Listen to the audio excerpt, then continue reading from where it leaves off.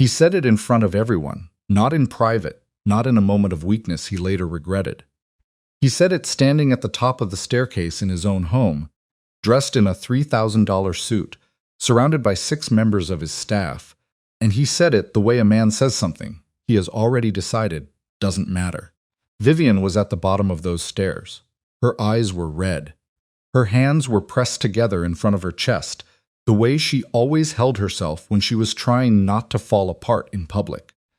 She had been waiting 40 minutes to speak to him.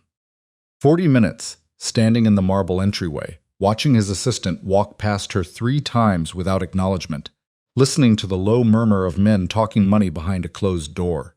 When the door finally opened, she stepped forward. "Ethan," she said. Just his name. Just that. He looked at her the way you look at something left on your doorstep that you didn't order. Then he said it. She's crying again. He didn't even break stride. Let her cry. The hallway went silent. Not the polite silence of people pretending not to hear. The suffocating silence of people who heard every word and didn't know where to put their eyes. 2 of the housekeeping staff froze mid-step. His personal assistant stared at the floor. A man who had worked security for the Romano estate for 11 years looked at the wall and did not move. Vivian stood there for 3 full seconds. Then she nodded once like she was accepting a decision in a business meeting, turned around, and walked away. She didn't slam a door. She didn't cry in the hallway. She didn't look back at him over her shoulder. She simply walked away. And the sound of her footsteps on the marble was so quiet, it felt like she was already disappearing. Ethan Romano had broken grown men in boardrooms. He had watched rivals crumble and enemies plead. He had never once lost a room. He lost that one. And somewhere in the back of his mind, not the front, never the front, because the front of Ethan Romano's mind was always occupied with strategy and leverage, and what came next, something registered. Something small and uncomfortable, not guilt, not yet. Just the faintest awareness that he had just done something he could not easily categorize. He filed it away and kept walking. He would not think about it again for 4 hours. 4 hours later, she was unconscious on the floor of the glass conservatory, and the thing he had filed away came back to him with the weight of a collapsed building.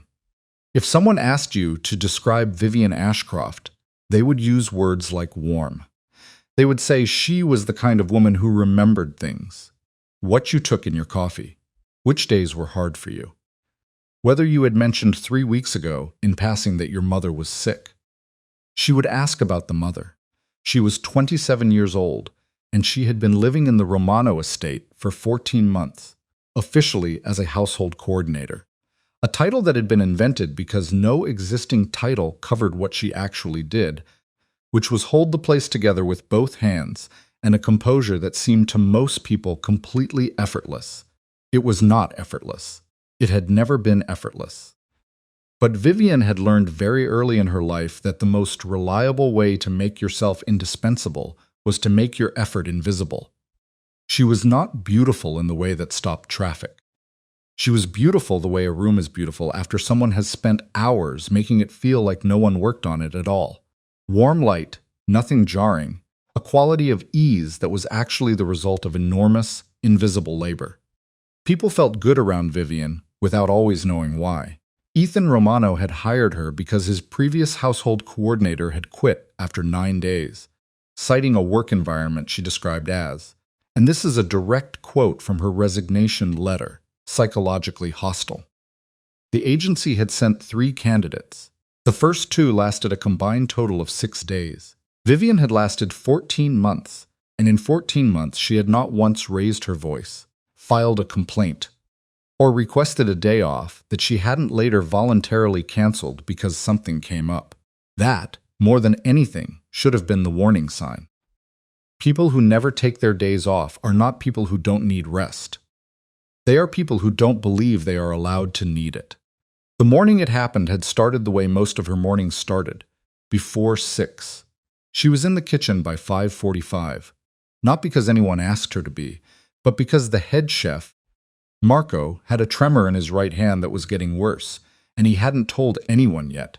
And on mornings when it flared up, he had trouble with the heavy pans. And she had never mentioned to Marco that she knew. because Marco was a proud man in his late 50s who had worked in professional kitchens for 30 years and would have been mortified.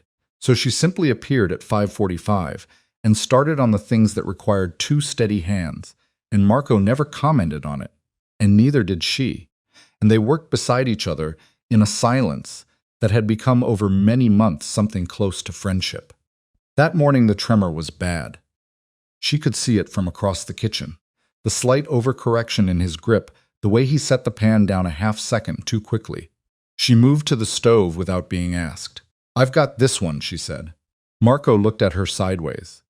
His expression didn't change. After a moment he said, "Coffee is fresh," and moved to the prep station. That was how they handled it, every morning. She poured a second mug of coffee alongside the first, one for her, one for Ethan, because she had been bringing him a morning coffee for the past 7 months. Ever since she noticed that the mornings he started with caffeine before his 9 o'clock calls were measurably better than the mornings he didn't. He had never acknowledged the coffee. He had also never told her to stop.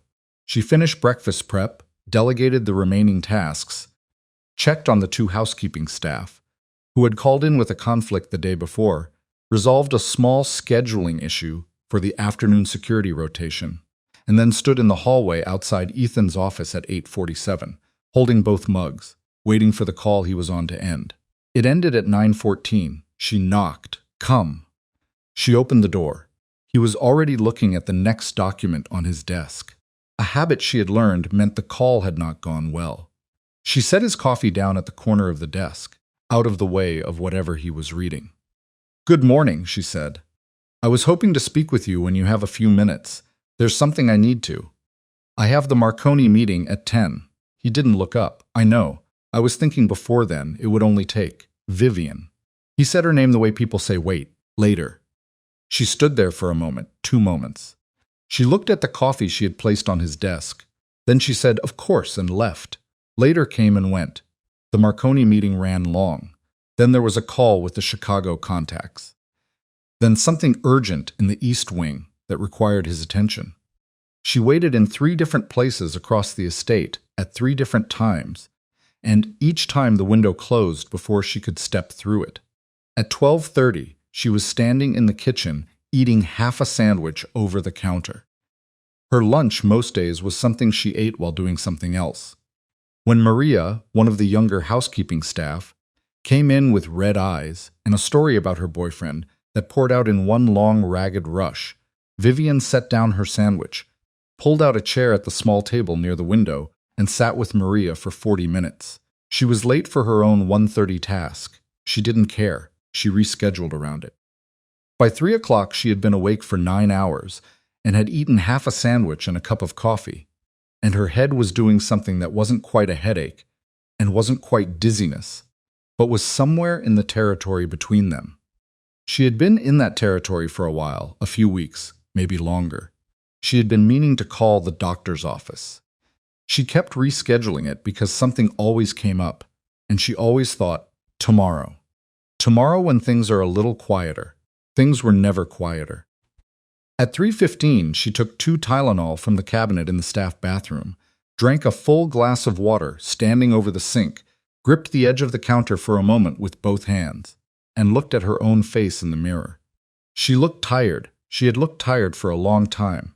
Tomorrow, she said to the mirror, to herself, as if the word was still worth something. Then she straightened up, checked her reflection once more, and went back to work. At 4 o'clock, she learned that Ethan's 4:30 had been pushed, which meant there was a gap, a real gap, 20 minutes, no calls, no meetings, and she felt something move in her chest, relief almost, mixed with something else. She had been trying to tell him something for 5 days. Not something frivolous, not a household matter, not a scheduling issue, not the kind of thing she could relay through his assistant or put in a memo. Something that required her to sit in the same room with him and say it out loud, which required him to actually be in the same room and actually be listening, which required a combination of variables that had not aligned in 5 days. She needed to see a specialist.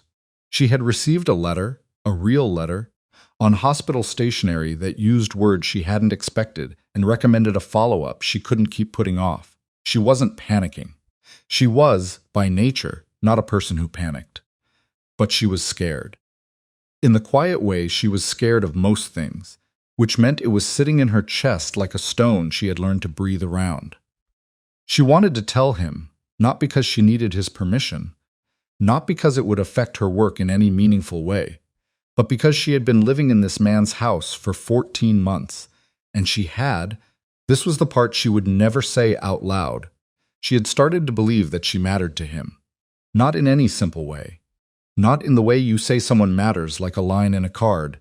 In the complicated, specific way that you believe another person registers your existence, that you are not simply furniture that has learned to speak. She wanted to tell him because she wanted someone to know. That was all. She just wanted someone to know. She found him on the second floor about to come down the stairs. There were 6 people in the entryway below. Staff, associates. She didn't have time to count. She told herself it didn't matter. She told herself she would just say it quickly. It would take 30 seconds. Her eyes had been burning since this morning. She had not slept more than 4 hours. "Ethan," she said from the bottom of the stairs. He looked down at her. His face did the thing it did when he was in forward motion, not unkind exactly, just absent, the way a train looks when it isn't stopping at your station. "I'm sorry to catch you here. Her voice came out wrong, thinner than she wanted. She pressed her hands together. "I've been trying to reach you for a few days. There's something I need to." Someone behind him said his name, one of the associates. Ethan glanced back, then down at her again, and then his face shifted, not into cruelty exactly, into impatience that had run out of patience for the effort of disguising itself. "She's crying again," he said to the room, to whoever was listening. He said it like she wasn't there. Let her cry. Then he moved past her and kept walking. She stood there. Janice, who managed the East Wing housekeeping schedule, was 3 feet to her left and did not look at her.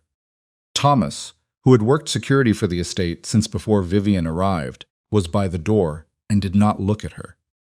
Even Marco, who had come out from the kitchen for some reason she never learned, stood in the doorway to the hall and did not look at her. No one looked at her because looking at her would have required acknowledging what just happened. She was not crying, for what it was worth. Her eyes had been burning, but she was not, at that moment, actually crying. She had just been standing there, trying to tell someone she was scared. She pressed her hands flat against her thighs, once. Then she nodded, the way you nod when a meeting ends, and she walked away.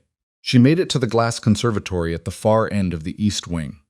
She chose it because it was the quietest room in the house, and because at this hour the afternoon light came through at an angle that made everything soft, and because no one ever went there in the late afternoon, and because she needed somewhere she was not performing. She sat down on the bench along the back wall, the one with the cracked leg that had been there since she arrived, that she had put in a maintenance request for twice, but had stopped following up on, because other things always felt more pressing. She sat there for a moment, just one moment of being no one's anything. Then the headache that had been living behind her eyes all day shifted into something different, something with weight behind it. She blinked. Her hands felt strange, distant. She thought, "I should call the doctor tomorrow." She thought, "I should have called last week." She thought, "I'm very tired." The bench was cold against the backs of her legs. The light was going orange and low through the glass. Somewhere in the house, she could hear the muffled rise and fall of Ethan's voice on another call, filtered through 2 walls in a corridor. She closed her eyes for what she intended to be one moment. She did not open them again. Thomas found her 40 minutes later. He had come to the conservatory for a reason he would not be able to explain afterward. Not a scheduled check, not a specific errand. Just a feeling that pulled him down the east corridor when his instincts told him to go left instead of right. He would think about that for a long time afterward. He found her on the bench, slumped to the side, one hand open on the cushion, the other resting on the floor. His first thought was that she had fallen asleep. His second thought, which arrived approximately 1/2 second later, was that something was deeply wrong because her color was wrong and her breathing was not right. And in 11 years of security work, Thomas had learned to distinguish sleep from collapse. He called her name. She didn't respond. He called it again, louder, moving toward her. Nothing. He had his radio to his mouth in 3 seconds. The call reached Ethan in the middle of his 4:50 meeting. His assistant entered without knocking, which had never happened before, not once in 4 years. And Ethan looked up from the documents and registered the expression on his assistant's face before a word was spoken. He was already standing when the words came. "It's Vivian. They're calling an ambulance." The documents on the table stayed where they were. The men across from him stayed where they were. Ethan Romano, who had once sat through a gunshot wound in his left shoulder without leaving a negotiation, crossed the room in 4 steps and was out the door before the echo of the assistant's sentence had finished moving through the room. He ran. In 14 months, no one in that house had ever seen Ethan Romano run. He ran, and as he moved through the corridors of his own estate, passing staff who flattened themselves against walls to let him by, passing doorways and staircases, and the entryway where he had stood 4 hours ago and said what he had said, a sound built in his chest that was not quite breathing. Not quite. The ambulance arrived in 11 minutes. Ethan knew because he counted. He stood on the front steps of the estate with his phone in his hand, and his jacket still on and his tie still straight, and he counted every second of those 11 minutes with a precision that had no purpose except to give his mind something to do. That was not the thing his mind kept returning to. She's crying again. Let her cry.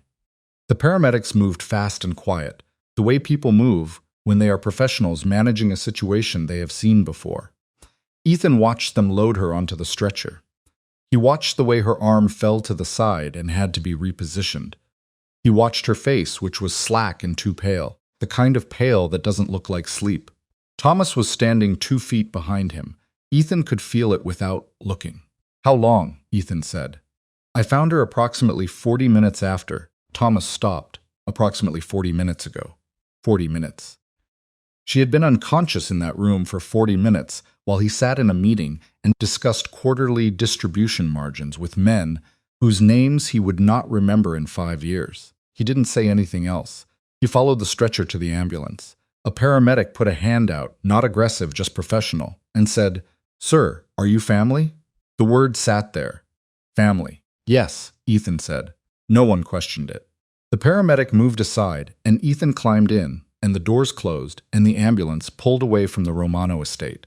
And for the first time in 14 months, Ethan Romano sat 3 feet from Vivian Ashcroft and had her complete, total, unavoidable attention. She was unconscious. She couldn't give him anything.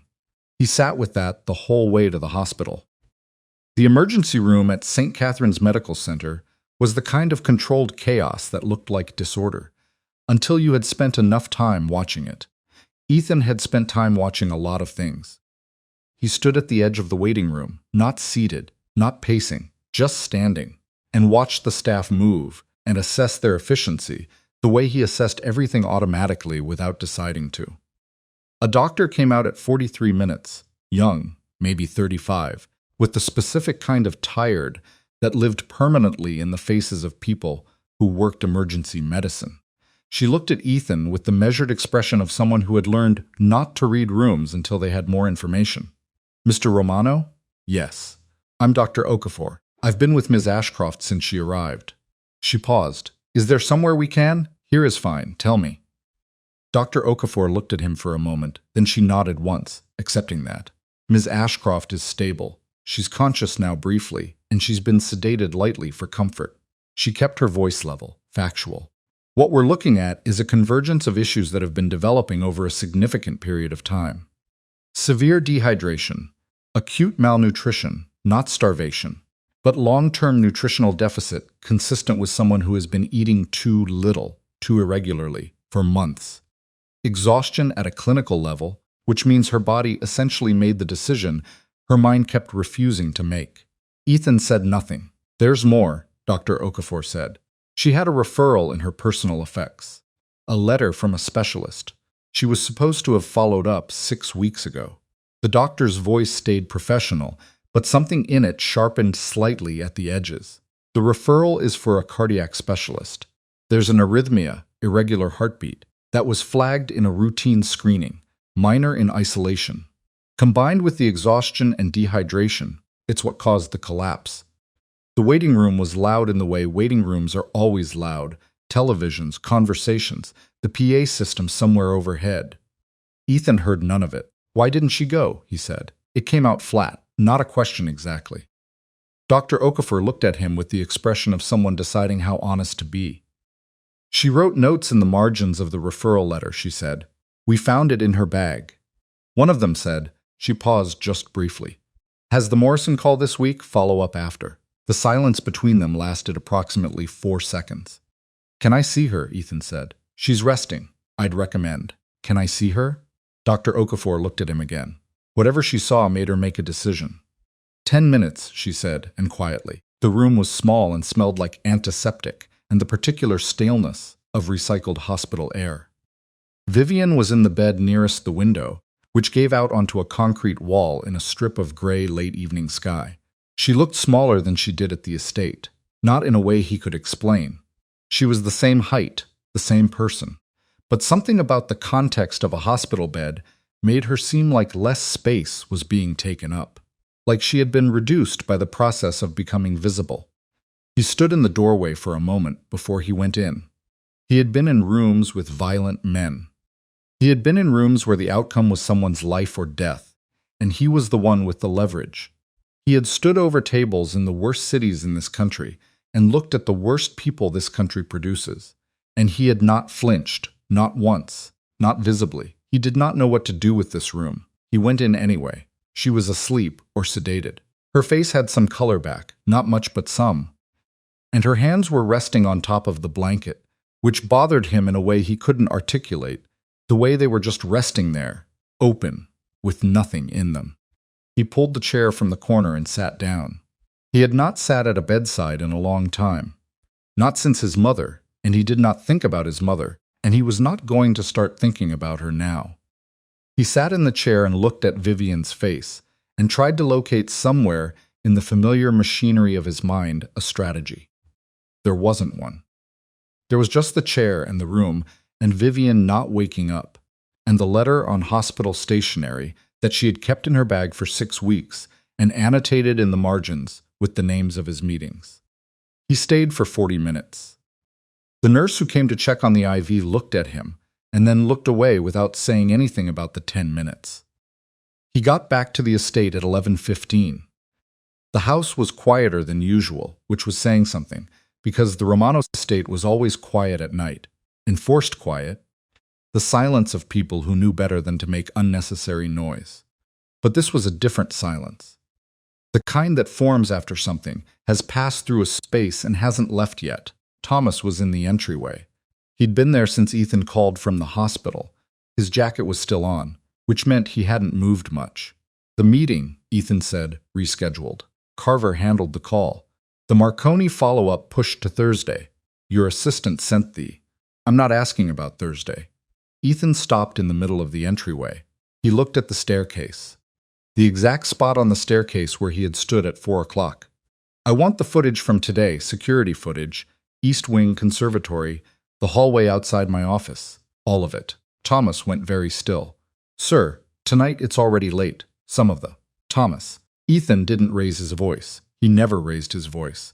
That was one of the things that made him effective, and one of the things that made the men who worked for him occasionally more frightened than if he screamed tonight. Yes, sir, Thomas said. I'll have it in the study by midnight. It was in the study by 12:10. Ethan sat in the leather chair behind the desk and watched the footage on the laptop his assistant had set up. He watched it alone. He had not asked for company, and no one had offered it, because the people who worked for him were, above all things, competent readers of what was and was not wanted.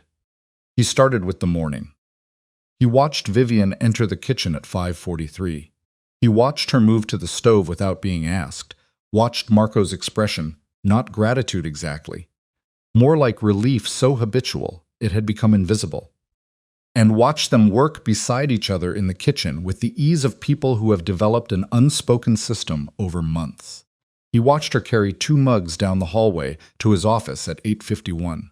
He watched her knock. He watched the door open.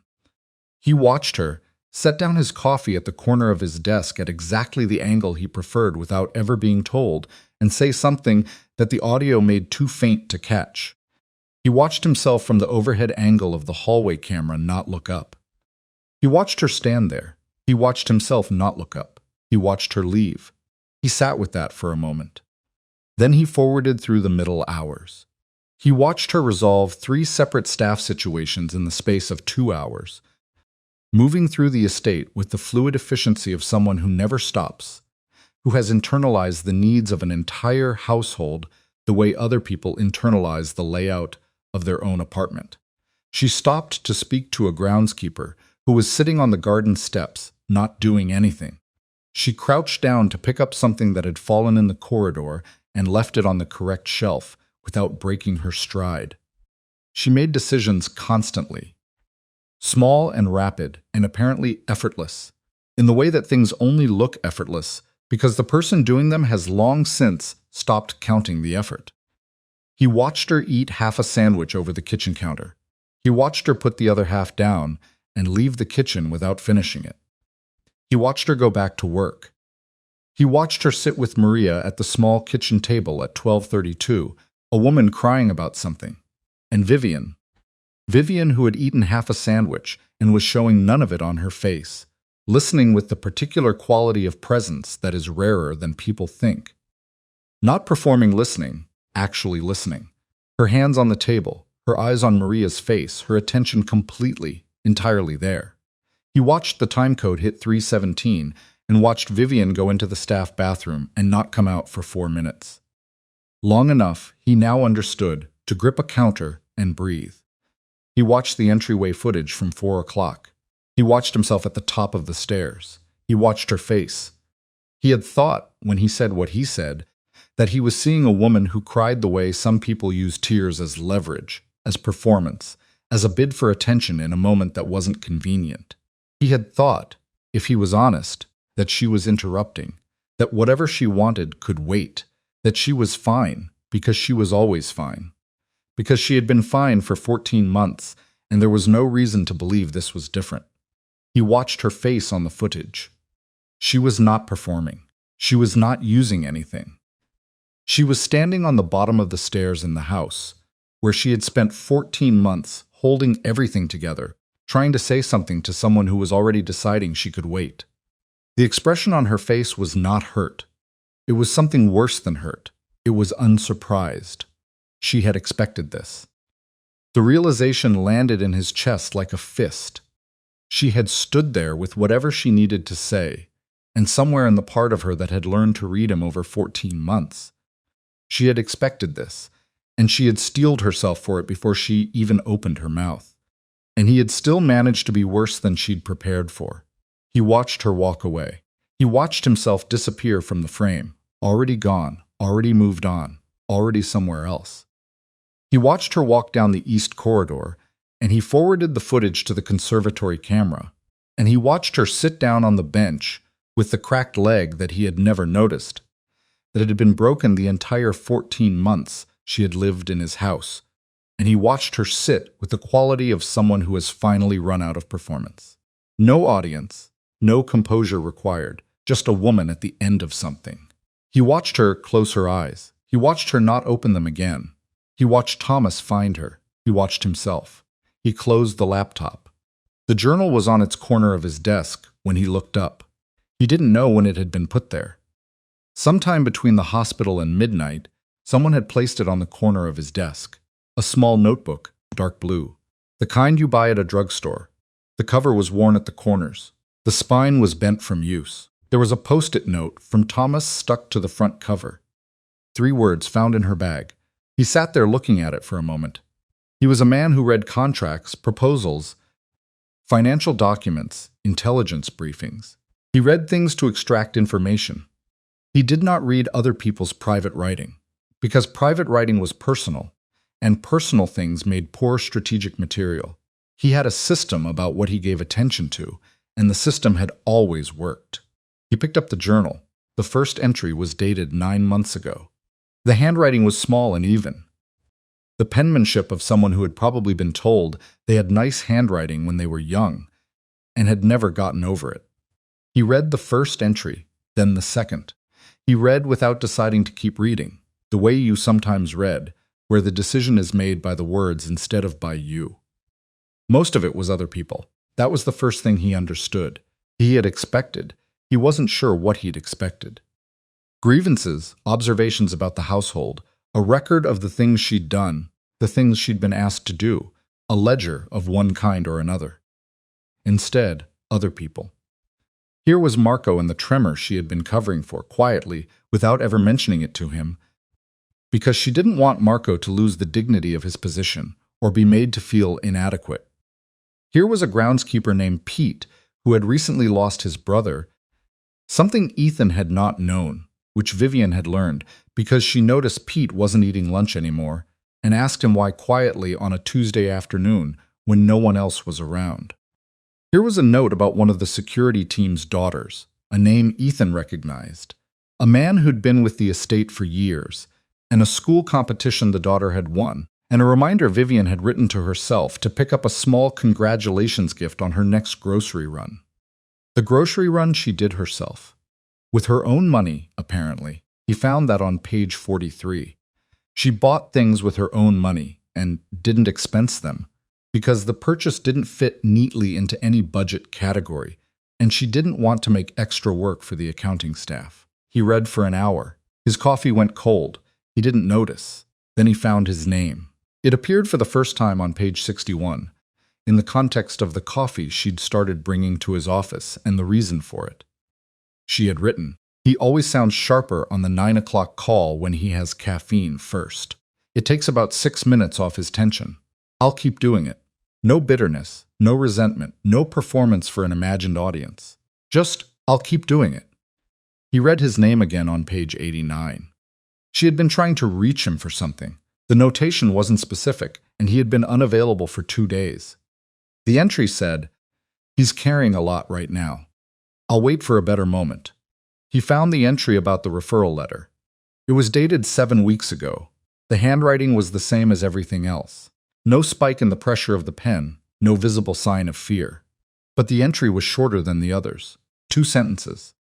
She had received a letter about her heart. She had written, as the Morrison call, this week. I'll follow up after. After never came. He knew that now. He kept reading. What he found in the final pages, the most recent entries, was something that was worse than anger, worse than a list of grievances, worse than anything he had prepared himself for. She still liked it here, not pretending to, not performing gratitude for an invisible critic. In the way she wrote about morning light through the kitchen window, about Marco's cooking on Fridays, about the way the conservatory smelled when the jasmine was blooming, about small moments in the house that she had collected and kept.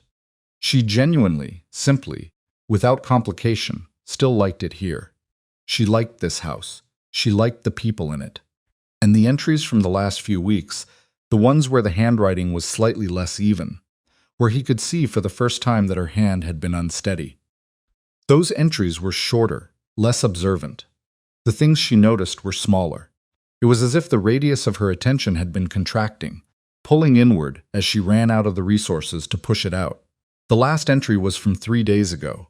It said, "Schedule my own appointment." That was all. She had not written anything after that, and the line remained unfinished, not crossed out, not completed. Just there on the page, an intention that had not yet become an action. One small act of self-preservation that she had kept failing to make time for. He closed the journal. He sat at the desk in the quiet of his own house, the house she had spent 14 months holding together with a consistency he had taken as permanent and ordinary as weather, and he sat with the specific irreversible weight of understanding something too late. He was not a man who cried. He had trained himself out of it in his teens and had not revisited the question. He sat at the desk, and his chest did something that was not quite breathing, and his jaw was tight, and his hands were flat on the desk, and he did not move for a long time. Then he picked up his phone. He called his head of operations. The man answered on the second ring. He always answered on the second ring. It was one of the reasons Ethan kept him. I need you to pull every commitment on my calendar for the next 3 weeks. A pause. All of them? Every single one. Ethan, the Castellano alignment is Thursday. We can't cancel it. That's a $40 million. I know what it is. His voice was flat, not angry. Just finished. Cancel it. Reschedule what can be rescheduled. Delegate what can be delegated. I'm not available. Another pause. Longer this time. Is there something I should know about? Ethan looked at the journal on the corner of his desk. No, he said. He ended the call. He sat in the chair until the sky outside the window began to go from black to gray. And when it reached the particular shade of gray that comes just before light, he stood up, picked up his jacket from the back of the chair, and walked out of the study. He was going back to the hospital. He was going to sit in the chair next to her bed, and he was going to be there when she opened her eyes, because he had not been there when he should have been, and he could not change that. But he could be there now. And being there now was the only thing he had left that was not already too late. He was in the car when his phone lit up with a message from Dr. Okafor. It said, "She's asking for you. She wants to know if she made your week more difficult." Ethan Romano, feared across 4 cities, untouched by violence and negotiation, and every kind of human pressure that power could produce, sat in the back of his car in the gray pre-dawn light and read that sentence twice. And something in him that had been locked for a very long time broke open without any warning at all. The hospital at 5:40 in the morning had a different quality than the hospital at night. At night, it was urgent, reactive, all sharp motion and overhead lights. At 5:40 in the morning, it was something else. Exhausted, stripped down, running on the minimum number of people required to keep it functioning. The hallways had a hollow sound. The light was the color of old paper. Ethan moved through it like he moved through everything, directly, without asking for permission, without looking at anyone long enough to invite conversation. Dr. Okafor was at the nurse's station when he came through. She looked at him and didn't look surprised, which told him she had learned something about him in the past 6 hours that she hadn't known before. She woke up about 40 minutes ago, the doctor said. She's coherent, tired. We're going to run more tests this morning once the cardiac team is in. She paused. She asked about you twice. Ethan said nothing. Mr. Romano.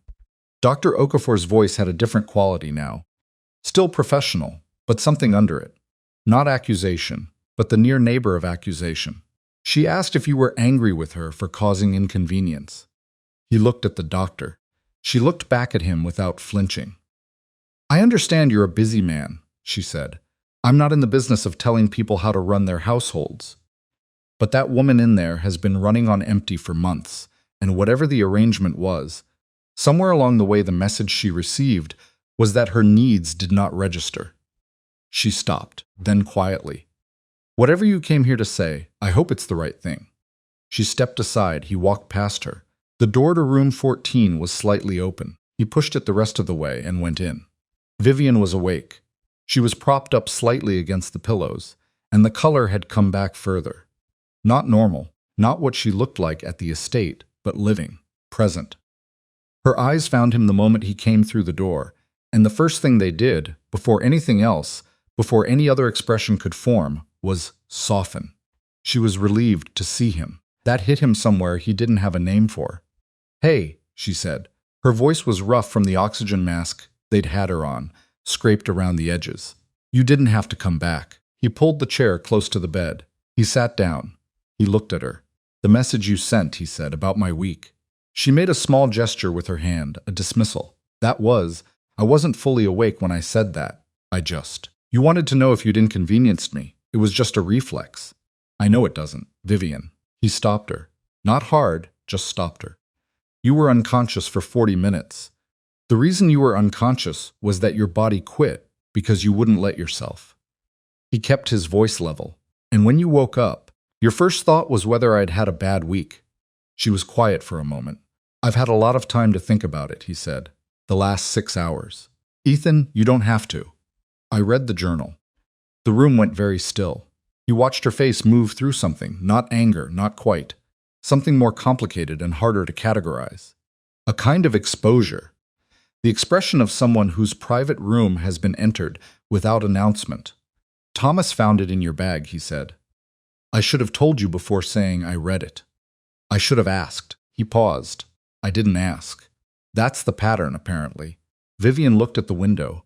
The gray light was starting to go toward pale blue. You didn't need to read it, she said. No, I needed to have been paying attention before now so that reading it wasn't necessary. He let that sit. The referral letter, 6 weeks ago.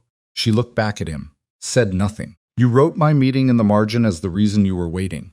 It was a valid reason. The Morrison. There is no meeting, he said, on this earth that is a valid reason for you to delay a cardiac referral. The word cardiac landed in the room between them like something dropped. Vivian looked at her hands on the blanket. For the first time since he'd come in, she looked like someone who didn't know what to do with their hands. It wasn't as serious as it sounds, she said. It put you on the floor of my conservatory. That was the exhaustion. The heart thing is minor, they said. Combined, he said. Dr. Okafor told me. Combined, it was what caused the collapse. The heart thing and the exhaustion together. He leaned forward slightly in the chair. And the exhaustion was because you don't eat, and you don't sleep, and you spend every hour of your day managing other people's needs until you have nothing left. She was quiet. I found the birthday, he said.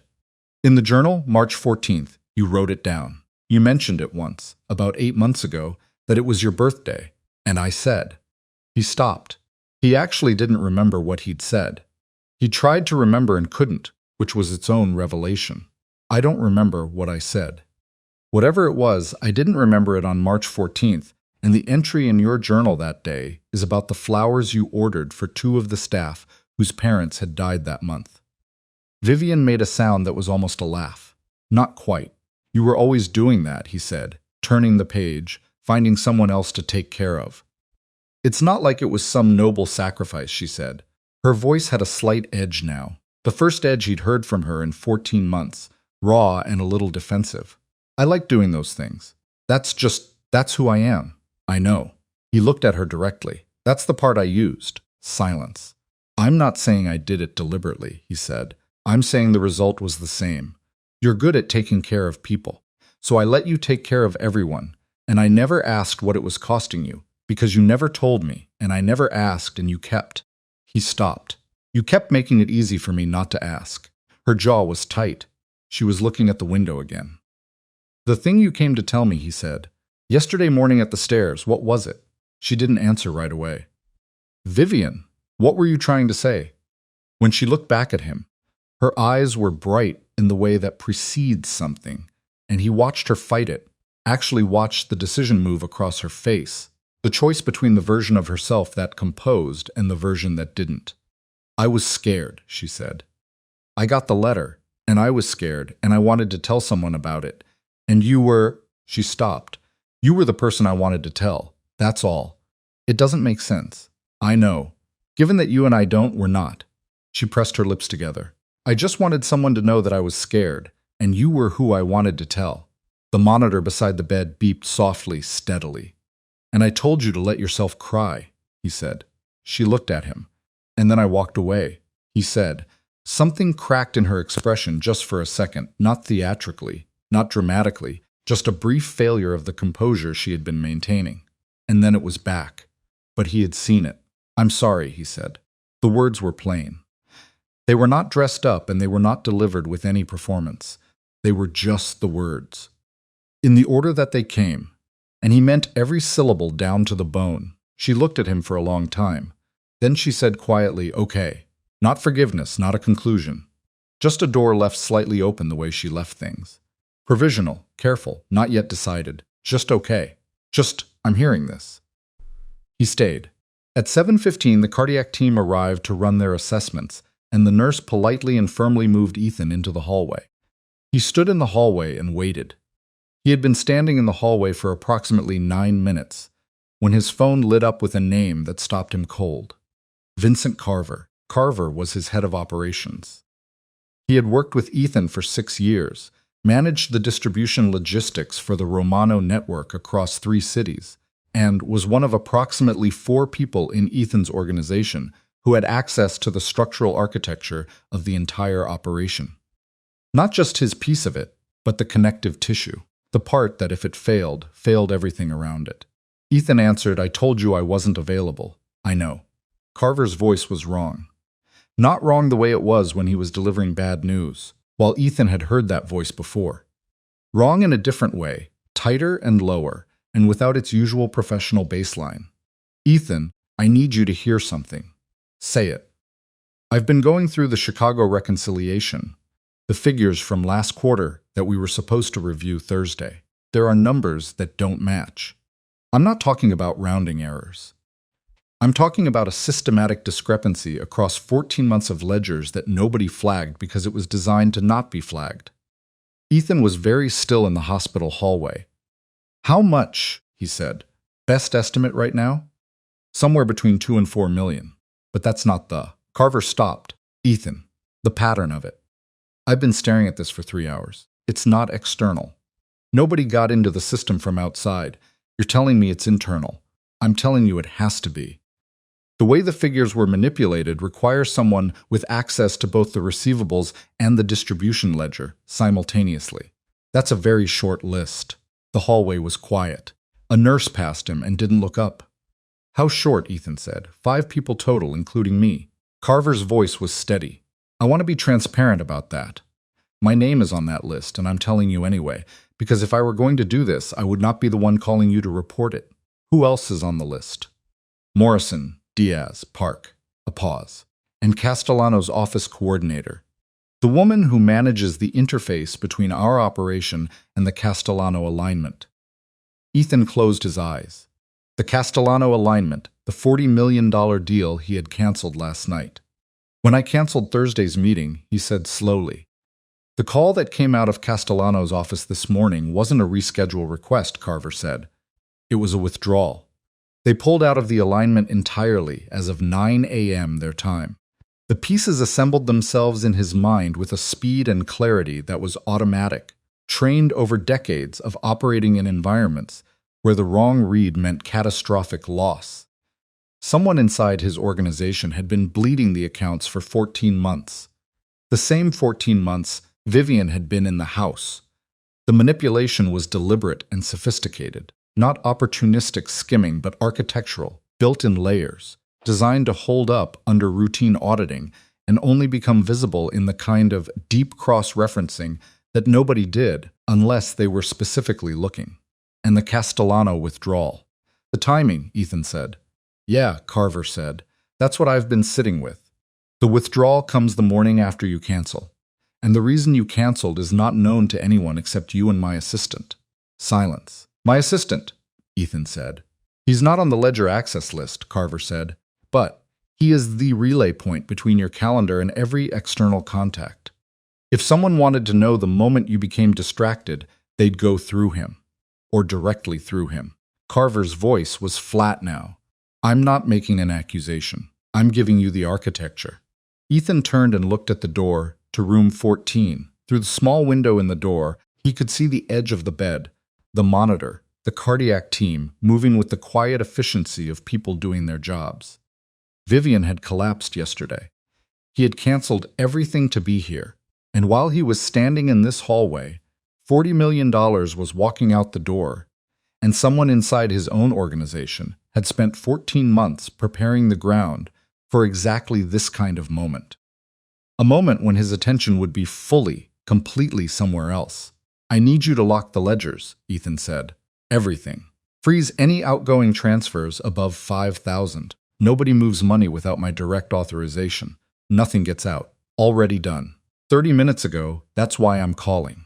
Good. His mind was moving fast now, the way it moved in crisis, the way it had always moved. Not frantic, not scattered, just accelerating, pulling in all available information and running it simultaneously. "The 5 people with access, I need physical confirmation of their locations as of this morning, working on it. And I need you to cross-reference the Castellano withdrawal against our insurance and contingency." "Ethan," Carver's voice stopped him. "There's one more thing." He waited. "The discrepancy pattern," Carver said, "the way it's structured, the specific accounts it touches, and the specific sequence it uses." He paused. "It mirrors the system that was designed 18 months ago. The one that was designed specifically for the Romano network by the external consultant we brought in for the restructure. Ethan said nothing. The consultant whose contract ran for 6 months, Carver said, ending 4 months before Vivian Ashcroft arrived at the estate. The hallway tilted, not literally, not physically. But something shifted in Ethan's perception, so abruptly that for a full 3 seconds, he was not tracking the words coming through the phone. He was tracking the shift, trying to locate himself in the new geography of what he had just been told. "Say that again," he said. "The financial architecture that someone is using to hollow out the Romano accounts," Carver said, "is based on a system designed by an external consultant. That consultant's work was proprietary and internal. There are only 2 ways someone could have that information. Either they paid for it from the original source," he stopped, "or they already knew it, because they were the source." Ethan said, "or close enough to it to know how it worked." The silence stretched. "The consultant's name," Ethan said. A pause on the line. The reluctant pause of a man who is about to say something he doesn't want to say. "The consulting firm was called Ashcroft and Partners," Carver said. "We contracted with a woman named Renata Ashcroft. She specialized in financial architecture for—" "Ethan, say it." "Renata Ashcroft. She goes by Ren, Vivian's older sister." The door to room 14 had a small wire-reinforced window. Ethan could see the edge of the bed through it, the monitor, the pale blue light of equipment, the outline of the woman in the bed. He stood in the hallway with his phone against his ear, and he looked at that door, and the entire 14 months he had spent in the same house as Vivian Ashcroft rearranged itself in his mind like a deck of cards, reshuffled to reveal a different pattern. Not a replacement, not a refutation, but a new layer underneath the one he'd been reading. She had been genuine. He knew that. He had read the journal. He had watched hours of footage. He had sat next to the bed and looked at her face, and he knew, with the kind of certainty that is not intellectual, but physical, bone deep, that everything Vivian Ashcroft had done in that house had been real. But real didn't mean uncomplicated. Real didn't mean her sister hadn't put her there. And it didn't mean— Ethan understood as he stood in the hallway, with his phone against his ear and his chest, doing the thing that was not quite breathing, that finding that out would hurt any less. He straightened his jacket. He did not go back into the room, not yet. He walked to the end of the hallway, turned the corner until he was out of sight of room 14's door, and he stood with his back against the wall, and he looked at the ceiling, and he made himself breathe in through the nose. Hold it, out. He had built a career on not reacting, on taking the information in, sitting with it, letting the heat dissipate before he moved. He had done it with rivals and with betrayals and with losses that would have collapsed less controlled men. And he had done it every time, because the one time you let the reaction run ahead of the thought is the one time you make the mistake that ends you. He did it now. He breathed. He thought about what he knew versus what he suspected. He thought about the space between Renata Ashcroft's consulting work and Vivian Ashcroft's arrival. He thought about the journal, and the footage, and the referral letter, and the cracked bench in the conservatory. He thought about the woman who had written his meeting name in the margin of a letter about her own heart. He thought about whether any of that could be constructed. Could any of it be performed for 14 months with enough consistency to survive not the kind of scrutiny he was now applying to it backward through surveillance footage and private writing? His mind said unlikely. His gut said not possible. But his gut had been wrong before. Not often, but once or twice, at specific junctures that had cost him significantly. And the one thing he could not afford, with $40 million leaving through a hole in his network and someone inside his organization holding the shovel, was to let what he felt about Vivian override what he needed to know about everything around her. He pushed off the wall. He called Carver back. "I need everything on Renata Ashcroft, professional history, financials, current location associations, and I need to know who at the estate had contact with the Ashcroft family before Vivian was placed." "Placed," Carver repeated. "Find out if she was referred or recruited. And who did the referring?" He ended the call. He walked back to the nurse's station. Dr. Okafor was there. She looked at his face, and something in her own face shifted. "Is she all right?" he said. Not about the cardiac assessment, about something else. Okafor seemed to understand which question was actually being asked. She's stable, the doctor said. The tests look manageable. She's asking where you went. Ethan looked at the door to room 14. He needed to go back in there and sit in that chair and be the man he had decided in the gray pre-dawn light in the back of his car to become. The man who showed up, who was present, who did not retreat behind distance and business and the architecture of his own power. He needed to go in there, and he needed at the same time to look at the woman in that bed and not know yet whether she was part of the worst betrayal his organization had ever sustained.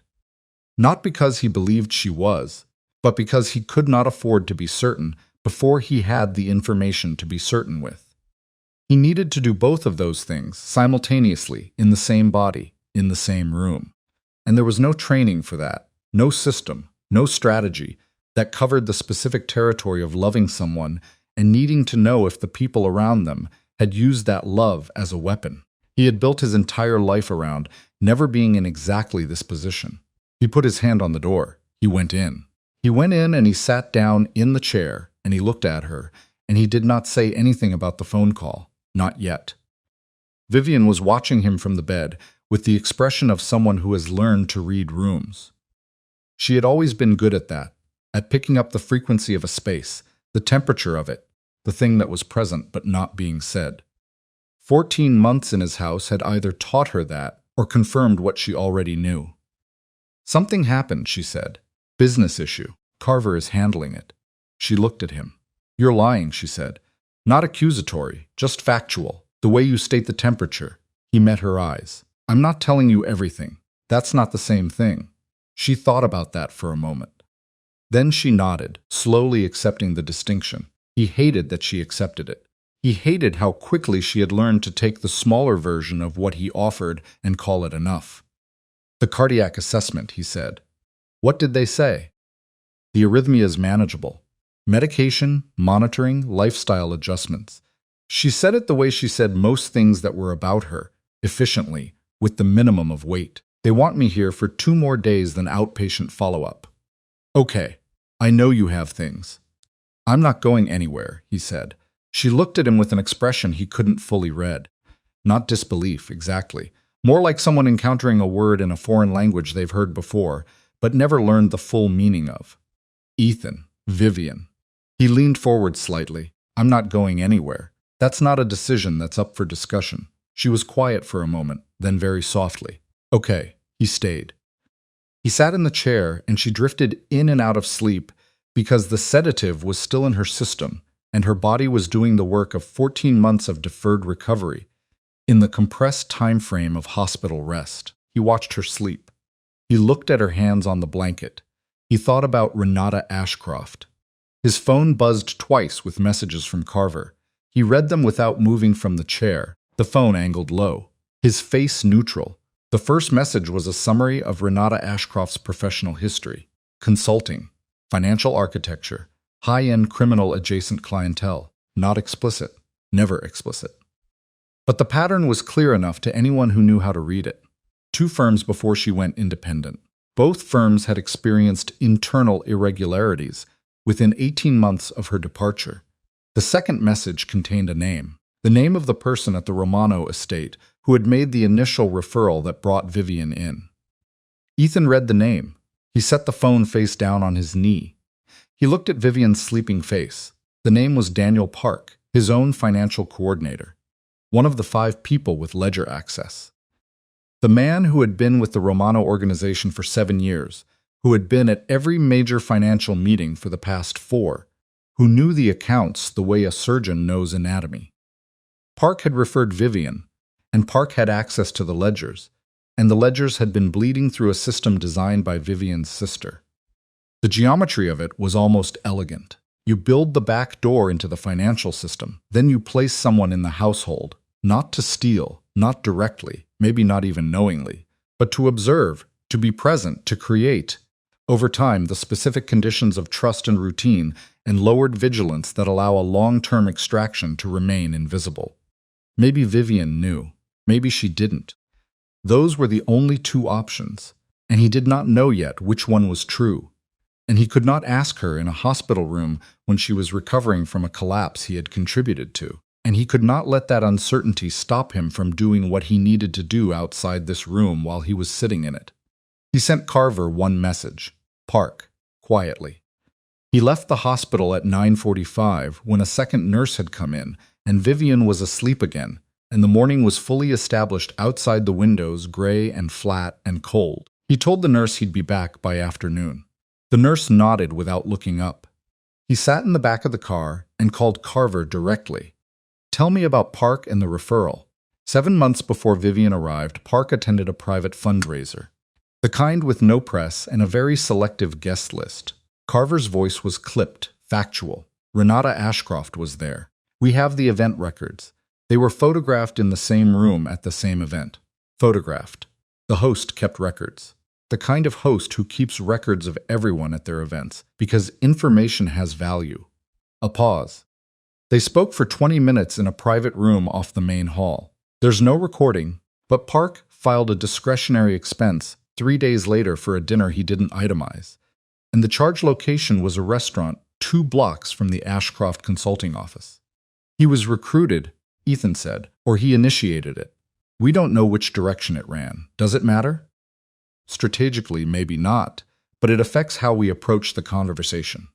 "Where is he now?" "Estate. He came in at 8 as usual. He doesn't know we've frozen the ledgers. I ran it as a routine system maintenance flag, so as far as he's aware it's a technical issue, not a deliberate lockdown. Keep it that way." Ethan looked out the window. The city was awake and indifferent around him. And Renata, location. That took longer. Carver hesitated. "She's in the city. She arrived 2 days ago, 3 days before Vivian collapsed. The back of the car was very quiet." "She's here," Ethan said, "checked into a hotel under a corporate card tied to a shell entity. But the entity traces back to the same web as her consulting firm. She's not hiding hard. Either she's confident, or she doesn't know we're looking. Or she expected to be done and gone before we noticed." Ethan's jaw tightened. "Vivian collapses. I cancel everything. Leave the estate. Park myself at a hospital. The estate runs with reduced oversight for the first time in years." He paused. "That was the window, yes. She engineered the window." Carver stopped. "The collapse was real, Ethan. Whatever else is true, Vivian's condition was real. The doctors. I know the collapse was real." His voice was flat and hard. "I'm saying someone knew it was coming. Someone who knew Vivian well enough to know how close she was to the edge and timed the final push accordingly." The word final push sat in the air of the car. "What final push?" Carver said carefully. "Find out if anyone outside the estate made contact with Vivian in the week before she collapsed. Any messages, any calls, any visits she didn't log, any interaction she had that she didn't mention." A silence. "You think Renata called her?" Carver said. "I think 14 months is a long time to wait for a window. I think something triggered the timeline. I want to know what it was." He ended the call. He pressed 2 fingers against his left temple and held them there for a moment. He was at the estate by 10:30. The house had the particular quality it always had when he returned after an absence, quietly reorganized around his departure, staff moving in the patterns that formed without him. He walked through the entryway past the staircase down the east corridor. He didn't stop at his office. He went to the conservatory. The bench with the cracked leg was still there. Someone had put a folded towel over the cracked part, which had probably been Vivian. The light was coming through the glass at a morning angle now, different from the late afternoon quality he'd seen on the security footage. Colder, more direct. He stood in the doorway and looked at the bench, and thought about her sitting here at the end of the worst day, of a very long series of bad days, closing her eyes for one moment that became 40 minutes. He had come in here for a reason. He had come because he needed to be in this room before the next thing happened, and the next thing was going to happen soon, and he didn't know yet how he was going to feel about it. He needed to remember what this room had cost her. He needed that to be in his body before he walked into what was coming. He stood there for 4 minutes. Then he went to find Park.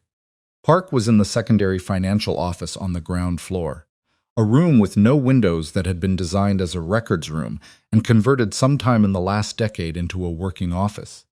He was at his desk when Ethan came in. The desk had the organized look of someone who had made a deliberate effort to appear occupied. Park was 41, medium build, with the kind of unremarkable face that was easy to miss in a group and hard to describe afterward. He had been with the organization 7 years. Ethan had trusted him with the architecture of every financial structure the Romano network ran. "Close the door," Ethan said. Park looked up. Something crossed his face. Not guilt, not yet, because he was too controlled for that, but a recalibration. A split-second assessment of what this meant. He closed the door. Ethan sat down in the chair across from the desk. He did not speak immediately.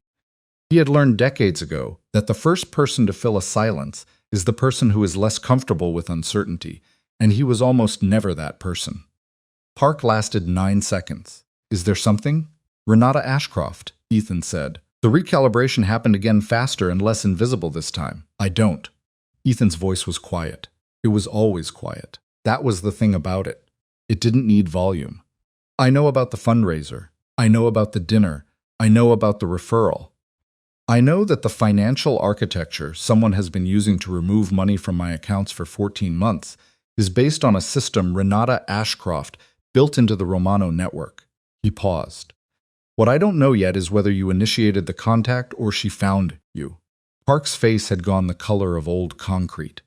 "I want that distinction to matter to you," Ethan said, "because it's the only distinction left that I'm willing to consider." Park's hands were flat on the desk.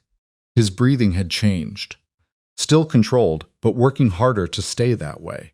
7 years of professional discipline firing against the specific knowledge that it was already over. "She approached me," Park said. Ethan said nothing. "At the Hartley event, she approached me. I didn't know who she was initially. She introduced herself as a financial consultant. We talked about, it was a normal conversation, professional." He stopped. His jaw worked. "She contacted me afterward, asked to meet, said she had a proposal." "And you met with her?" "I met with her." The admission came out flat. "She had information about the Romano network's structural vulnerabilities, specific information that she could only have had if she'd built them." He looked up at Ethan for the first time since the conversation started. "She said if I didn't cooperate, she'd sell the information to competitors. She said she didn't need me. She could go through the back door she'd already built without my involvement, but that my cooperation would make it cleaner, and she was willing to compensate." "So you cooperated," Ethan said. "She already had the access. The back door was already there." All you did, Ethan said, was facilitate the extraction of $4 million from my organization and refer the woman whose sister built the access point directly into my household." Park's mouth closed. "Did Vivian know?" Ethan said. The question sat between them like something with weight. "No." Park's voice was different now, stripped of the professional layer down to something raw. "I asked Renata the same question. She said Vivian didn't know anything, that Vivian was. She said her sister was too honest to be useful and she'd never have agreed." He looked at the desk. "I believed her. I checked over the months. Everything Vivian did, the way she operated. She wasn't. She wasn't performing. She genuinely didn't know." "Why Vivian specifically?" Ethan said. Park was quiet for a moment. "Because she was the only member of the family Renata trusted to be exactly who she appeared to be," he said. That was the whole point. She needed someone in the house who was genuinely good so that the household would feel stable. Someone who would actually hold things together so you wouldn't be looking for problems. Renata, he stopped. Renata said her sister was the most consistent person she'd ever known, that she could be trusted to make herself indispensable and never step wrong. Ethan looked at him. "She used her own sister's character as cover," Ethan said. Park didn't answer. The answer was in the room without needing to be said. Ethan stood up. "You're not going anywhere," he said. "You're going to stay in this room. Thomas is going to be outside this door. When I have time to have the next conversation, we'll have it." You moved toward the door, then stopped. "The money that left the accounts, the mechanism Renata built, can it be reversed?" "Some of it. The transfers that cleared the network in the last 72 hours might be recoverable if you move on the holding accounts before she. Send that to Carver. Everything you know about the routing, right now." You put his hand on the door. "You should know that the Castellano alignment pulled out this morning. The 40 million is gone because they interpreted my absence as instability. He looked at Park. If you had said something at any point in 14 months, I could have stopped both of those things. He didn't wait for a response. He opened the door and Thomas was there, which meant Thomas had been given his instructions ahead of time, which meant Carver was already several steps into this and operating correctly. Ethan walked down the corridor without looking back. Renata Ashcroft was at the Meridian Hotel, room 714, under the name Ashcroft Consulting LLC. Carver had the exact address and had confirmed she had not checked out. She had ordered room service at 8:15 a.m., which meant she was in the room, which meant she was waiting. For what exactly Ethan intended to find out in person? He was in the car at 11:20.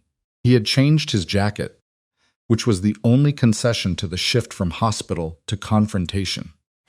He sat in the back seat, and his hands were in his lap, and his breathing was even. And he looked at the passing city with the expression of someone who has already made every decision, and is now simply in the execution phase. His phone rang. Carver. She called Park 12 minutes ago, Carver said.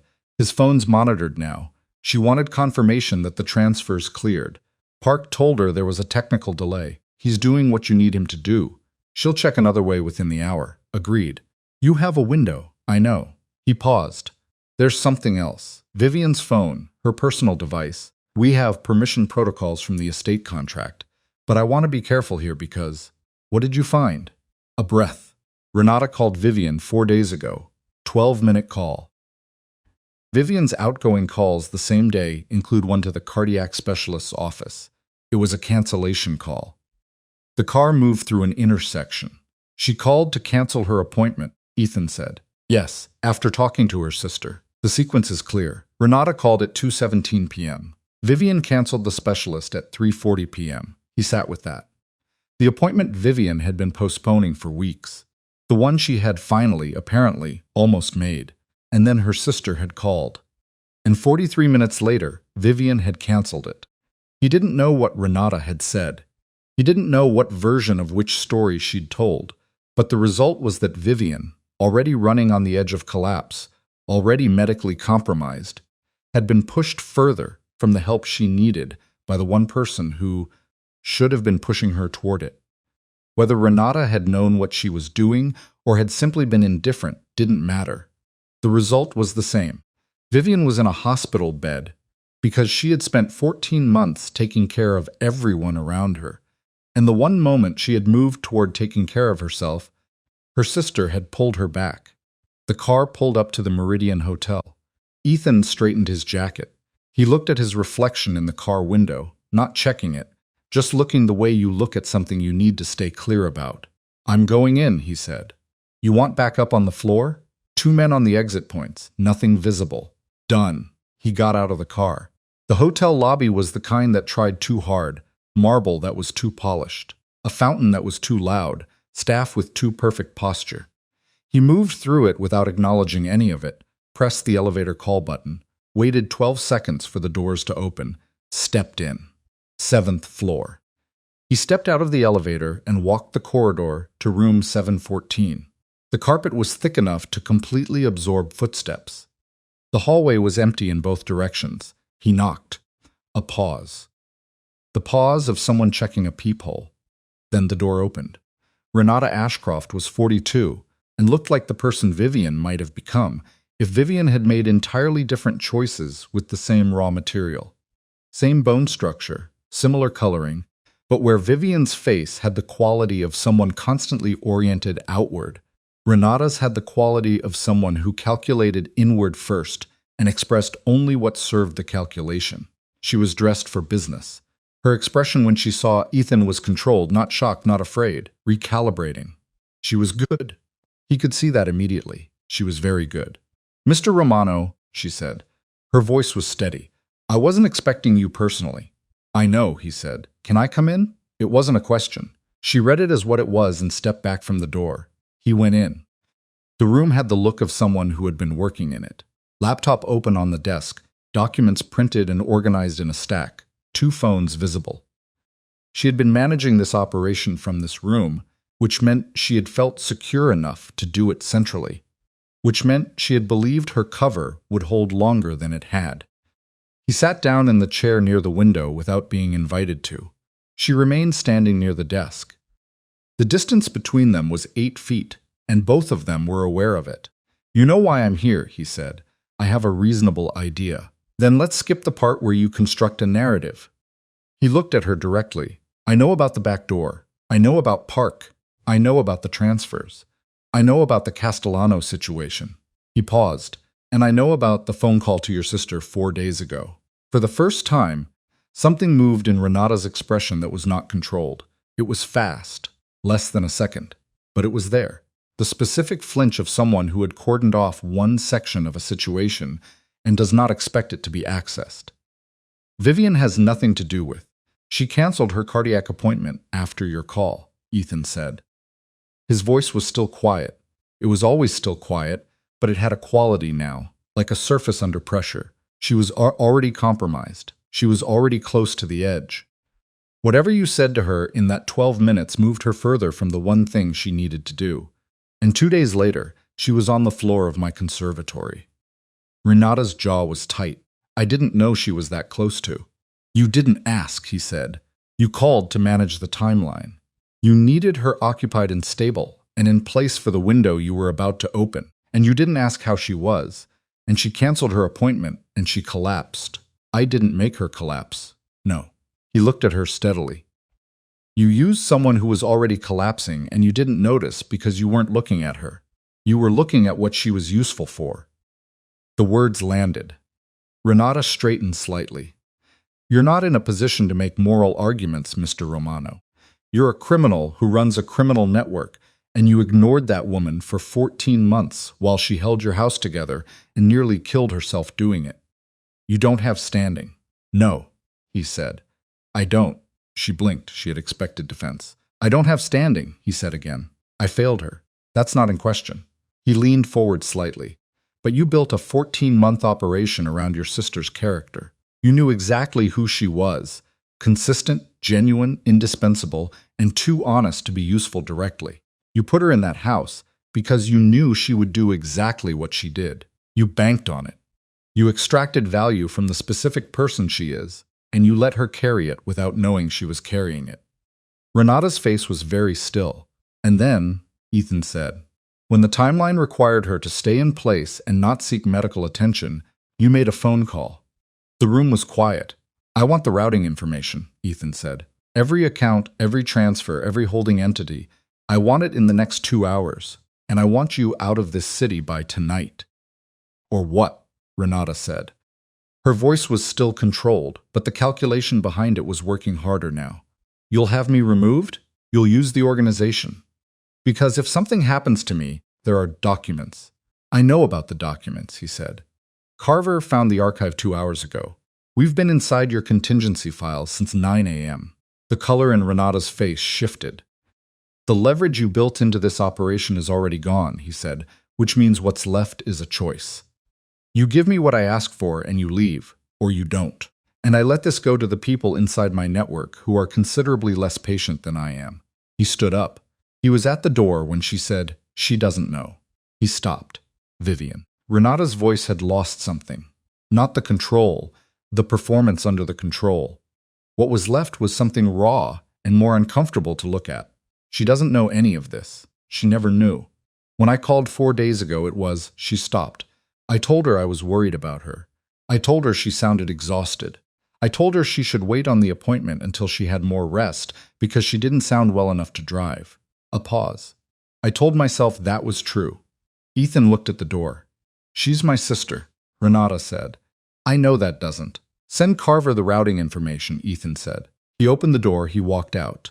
In the elevator, going down, he stood with his back against the wall and his eyes on the floor and his hands loose at his sides. The elevator moved. The numbers descended. He breathed. 7 floors down, the doors opened. He walked through the lobby and out into the cold morning air, and Thomas was there, and the car was there, and he got in, and the door closed, and he sat in the back seat in the silence of it.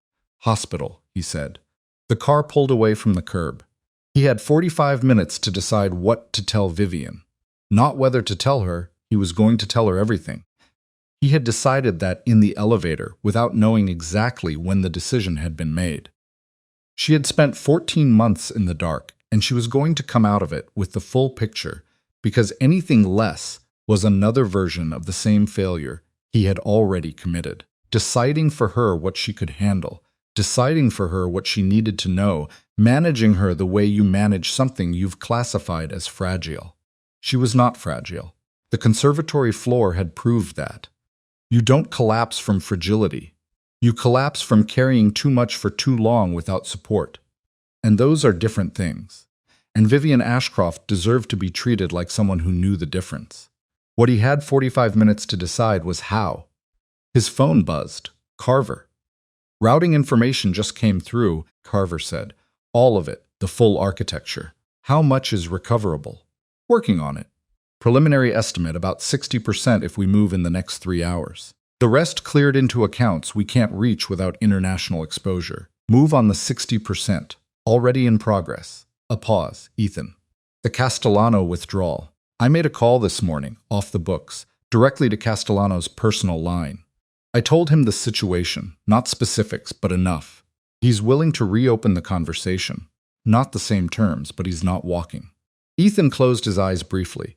Tell him I'll call him tomorrow. He said, and Park? Tomorrow, he said. All of it tomorrow. He ended the call. The city moved past the windows, gray and cold and moving, the way cities are, indifferent to the specific weights being carried inside the cars passing through them. He looked at his phone. He looked at the contact information for Vivian's room at St. Catherine's that the nurse had written on a card and given him that morning. He did not call ahead. He just went. He walked into room 14 at 12:47 in the afternoon, carrying nothing except what he knew and what he owed her. Vivian was awake. She had been moved to a sitting position, propped up with 2 pillows behind her, and someone, a nurse probably, had brought her a cup of tea that sat on the tray beside the bed, mostly untouched, gone cold. She was looking out the window at the concrete wall and the strip of sky above it when he came in, and she turned her head when she heard the door, and her face did the thing it always did when she saw him. That involuntary softening that she had never fully learned to hide and had probably stopped trying. He pulled the chair closer than before. He sat down. She looked at his face. It's worse than you said this morning, she said. Yes. She waited. He told her, not efficiently, not with the compressed precision he used in business. He told her the way you tell someone something that they deserve to hear completely.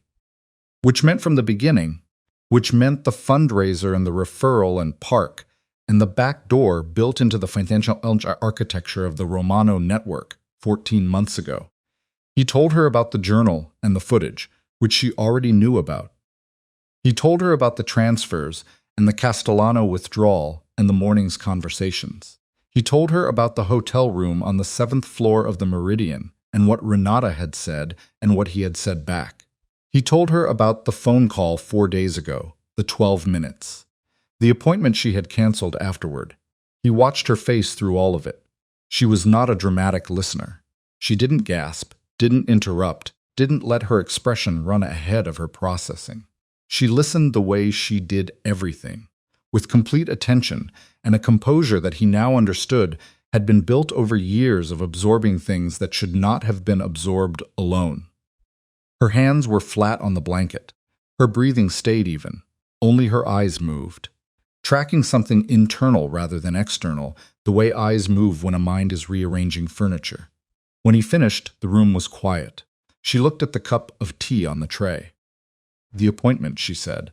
Yes. She said I sounded too tired to drive safely. Vivian's voice was level. She said I should rest first, get my strength back, that the specialist would still be there next week. She paused. She wasn't wrong. I did sound tired. I was tired. She knew why you were tired, Ethan said. Yes, a beat.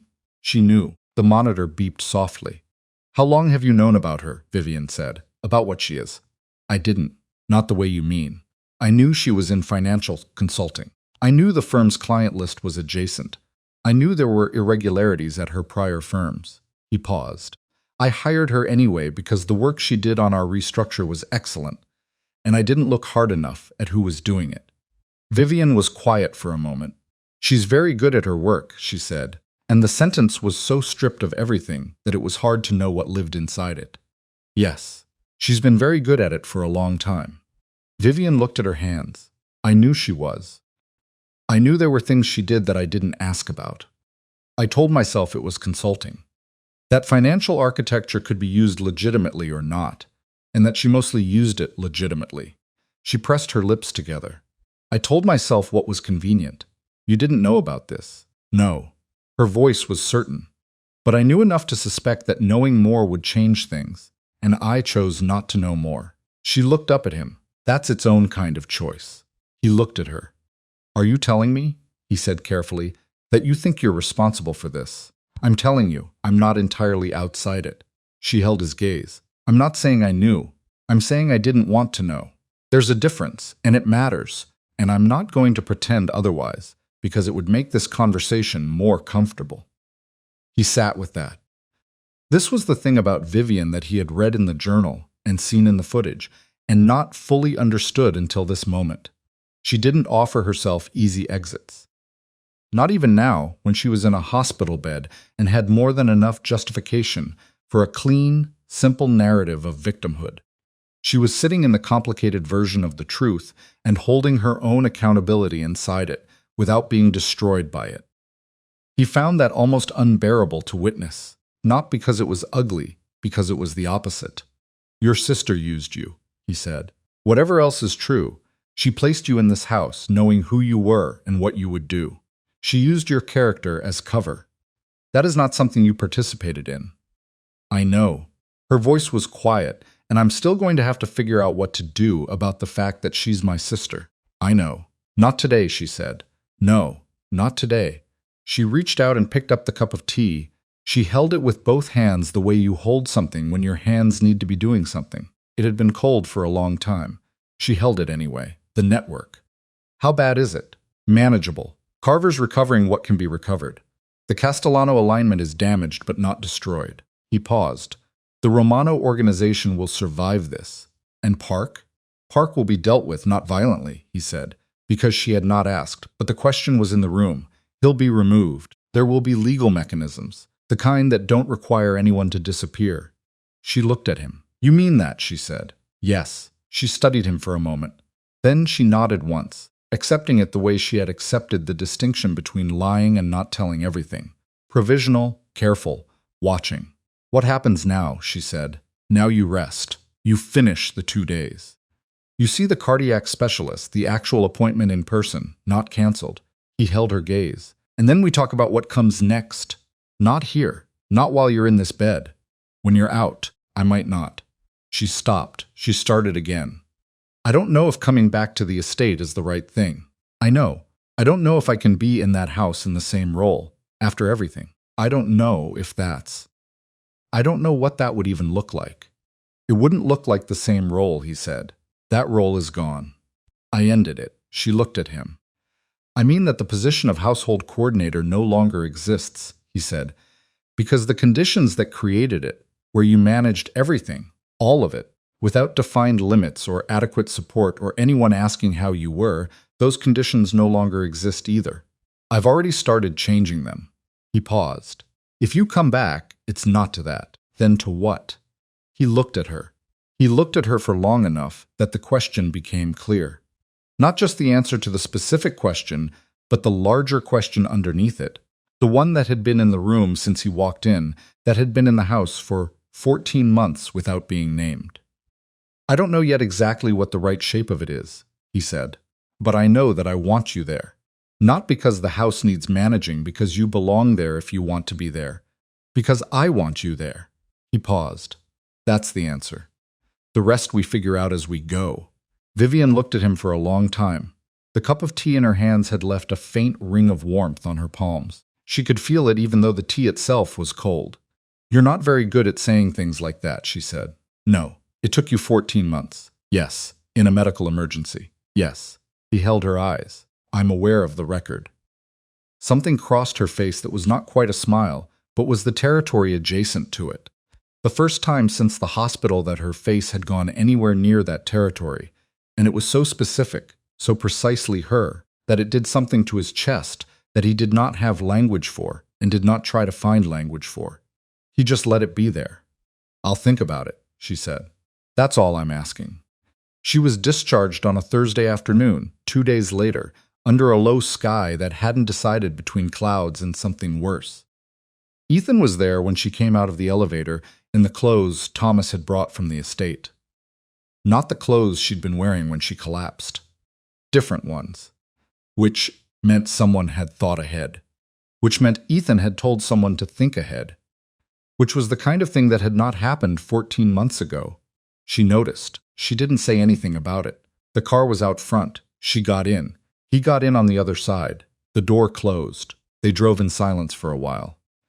The city moving past the windows in the way it always moved, continuous and different, absorbing the specific weight of the people inside the cars passing through it without comment. "The estate," she said, "unless you want to go somewhere else." She thought about it. She looked out the window. "No," she said.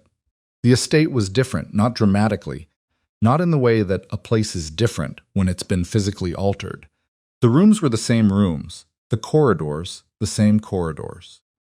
But the quality of it had shifted the way a room shifts when the lighting changes. Something in the air was less pressurized. She noticed it first in the kitchen, where Marco was at the stove, and turned when she came in and put down his spatula and said simply, "Welcome back," in the voice of a man who means exactly that, and nothing more or less. The tremor in his right hand was there. It was always there. But today it was there openly, without the performance of not being there.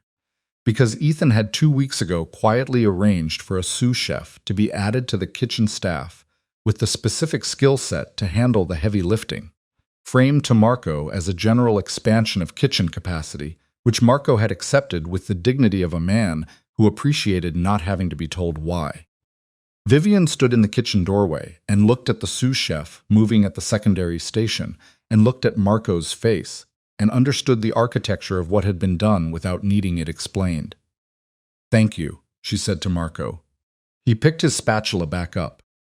"Soup's on at 6, he said. "Sit down somewhere." She sat down at the small table by the window. She sat there for 12 minutes. Just sat. No phone, no clipboard, no task.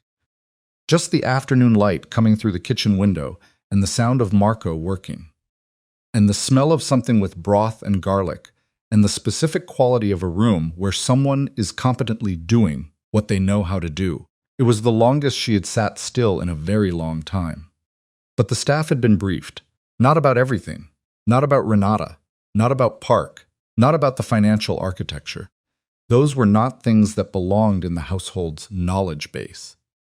What they had been briefed on in individual conversations that Ethan had conducted himself over the 2 days of her hospitalization was this. Everyone in the estate now had access to a healthcare coordinator paid for by the organization. Everyone had mandatory rest days built into their schedules. Everyone had the right to say when something was too much, and that right would not cost them their position. He had also told them about the birthday calendar. He had found it in Vivian's journal, a list of every staff member's birthday, annotated with small details about what they liked. He had printed it and put it in the household binder with a note that said, "This mattered to her. It should continue." When Vivian found out about the birthday calendar, Maria told her tearfully 3 days after she came home. She sat in the hallway outside the laundry room for a moment, with her hand over her mouth, and did not speak for a while. Then she said, "He printed it." In the official binder, Maria said with a note. Vivian took a breath, let it out. "Okay," she said. The first week was slow. Dr. Okafor had been clear about this. Slow was the prescription. The cardiac specialist had seen her and adjusted the medication, added monitoring, scheduled follow-ups at specific intervals, and used words like sustainable and long-term and not optional. Vivian had nodded at all of it with the expression of someone hearing instructions they were, this time, genuinely going to follow. She was not good at slow. This was a thing she discovered about herself. In the first week, the way you discover things about yourself. When the conditions that have always masked them are removed, she was constitutively oriented toward activity, toward utility, toward having a purpose that was externally directed. Without that, She felt like a room with no furniture, all surfaces and echo. She told Ethan this on the fourth day. Sitting in the study with tea, she had made herself because she'd wanted to, and not because anyone needed her to. He was at the desk with documents he was working through. Reduced commitments, restructured priorities, the Romano organization being rebuilt from the inside by a man who was doing it more carefully than he'd built it the first time. "I don't know what to do with myself," she said. He looked up. "That's okay," he said. "It doesn't feel okay." "No," he said, "it doesn't. But it's okay anyway." He held her gaze. "You spent 14 months having a purpose every minute. You're going to feel the absence. That's not a problem to be solved. It's just what the inside of stopping feels like." She looked at her tea. "When does it stop feeling like that?" she said. "I don't know," he said. "I've never stopped." She looked up at him. "But I'm learning," he said, and then he went back to his documents, and she drank her tea, and they were in the same room, not requiring anything of each other. And that, the simple fact of that, two people in the same space with no transaction between them, was something neither of them had been very good at before, and neither of them was particularly good at now, but they were both there, which was the thing that mattered. On the 8th day, she asked about Renata. She had waited 8 days, because she had needed 8 days to be able to ask it without the answer, undoing what the rest had been building. She found him in the east corridor late in the afternoon, and she said his name, and when he turned, she said, "Tell me what happened with her." He told her the routing information had come through. Carver had recovered 62% of the extracted funds. The remaining 38% had cleared into offshore accounts that would require international legal engagement to pursue. And Ethan had made the decision with Carver and his legal team in a room for 6 hours that the exposure of pursuing it was not worth the recovery. Sometimes you take the loss and build the wall. Renata had left the city. She had not been found since, which meant she had infrastructure. Ethan hadn't been able to locate and had been moving for some time. He did not believe she was gone in any permanent sense. He believed she was repositioning. He had people watching for the patterns her work left behind, the architectural signatures that were identifiable to anyone who knew what to look for. She was not in custody. There were reasons for this that involved the specific legal complexities of proving financial crimes when the victim organization was not entirely legitimate itself. She was not free in any way that would last, but she was not in a cell. Vivian stood in the east corridor and listened to all of this. "She's my sister," Vivian said when he finished. Her voice was hollow in a way that was different from the composure she usually carried. Not controlled, emptied. "I know that doesn't. I know that's not a defense of anything she did. I'm not defending her. She stopped. She's my sister, and she did this." "Yes," he said. "Both of those things are true at the same time. Yes." She looked at the wall, at nothing in particular, just the wall, with its particular quality of surface that said nothing back. "I don't know what to do with that," she said. "You don't have to do anything with it right now," he said. "It's going to keep being true." "Yes, it is." She was quiet for a long moment. Then she said, "The people she hurt in the previous firms were their Carvers looking into it." He said, "Yeah," quietly. "If there are recoverable damages that can be addressed without exposing the organization, they'll be addressed." She looked at him. "You're doing that for her," she said. "Not for me. I'm doing it because it's the right thing," he said. "But also for you. Both of those things are true at the same time." She almost smiled. "Almost. You remembered what I said." "I've been paying attention," he said.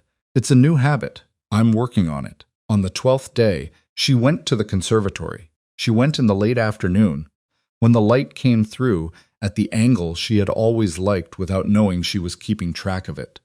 The bench with the cracked leg was different. It had been replaced. Not with something elaborate, just a solid wooden bench, simple and well-built without the crack. She stood in front of it for a moment. She sat down. The room smelled like it always smelled, glass and metal and the faint green undertone of the jasmine that grew along the south wall. In the spring, it would bloom. She had been looking forward to the spring jasmine since her 3rd week in the house and had never mentioned it to anyone, and had thought about it now and then, on the worst days, because it was something small to look forward to. that belonged entirely to her. She sat on the new bench and looked at the south wall and thought about the jasmine. She heard him come in. She didn't turn around. She knew his footsteps by now, in the way you know things that have been part of your daily landscape for long enough, not consciously catalogued but available without effort. He sat down beside her on the bench, not the chair across the room. The bench beside her, close enough that his shoulder was an inch from hers. She looked at the space beside them, and then at the wall, and said nothing. He said nothing. They sat. After a while, she said, "This is where I came. When you said what you said at the stairs." "I know. I wasn't going to cry, actually, in case you were wondering." She paused. "I know that's what it looked like. But I wasn't. I needed to say something, and I couldn't find the right moment, and I was running out of them." "I know," he said. "I'm sorry. You said that. I'll probably keep saying it." She turned her head slightly and looked at him from the side. He was looking at the south wall, too, at the jasmine that wasn't blooming yet, at the winter thinness of it. "What you said this morning," she said in the study. "Which part?" "About stopping. About never having stopped." She paused. "Is that true?" He considered it, not performing consideration, actually sitting with the question. "Yes," he said. "I built the organization as a structure to stay in motion inside. Stopping felt like losing ground. Like the moment you stopped was the moment something gained on you." He paused. "I don't know when that became the shape of my life instead of just a strategy. Somewhere along the way it stopped being a choice." "You're stopping now," she said. "I'm trying to. It's hard." "Yes." He looked at her. "Is it for you?" he said. "Terrifying," she said without drama, just the word. "I'm good at being useful. I'm not good at just being. You seem all right at it right now." She considered the south wall. "I'm practicing," she said. She found the journal on her desk on the 15th day. It had been returned to her room at some point. She didn't know when, and she didn't ask. It was on the desk with no note, no explanation, just the journal where it had always been. She picked it up and held it for a moment. The cover worn at the corners, the spine bent from use. She sat at the desk and opened it. She read some of it, not all of it. She read the entries she remembered writing, and a few she had forgotten, and she found the ones about him, the coffee, the meeting schedules, the quiet accounting of his moods and patterns that she had kept without naming it for what it was. And she sat with those for a long time. She was not embarrassed by them. That was the thing she discovered. She was not embarrassed. She had spent those months keeping notes on the specific behavior of a man she had been increasingly, quietly, unstrategically falling in love with, and the notes were not mortifying in retrospect. They were just evidence of attention, of the specific quality of care that she had always been better at expressing through action than through language. She turned to the last entry. 3 days ago, schedule my own appointment. She looked at the line for a while, then she picked up a pen. She crossed it out. Under it, she wrote, "Keep every promise I make to myself." She looked at what she'd written, read it twice, decided it was true and meant it, and was going to hold herself to it. She left a space beneath it. She put the pen down. She showed it to him that night. They were in the study again. They had been ending up in the study in the evenings, in the way that things develop when two people who are both bad at small talk find a space that doesn't require it. He read. She read. Sometimes one of them said something, and it was either answered or it wasn't. And neither of them was performing anything. She brought the journal over and opened it to the last page and set it on the desk in front of him. He read it. He read it the way he read everything now.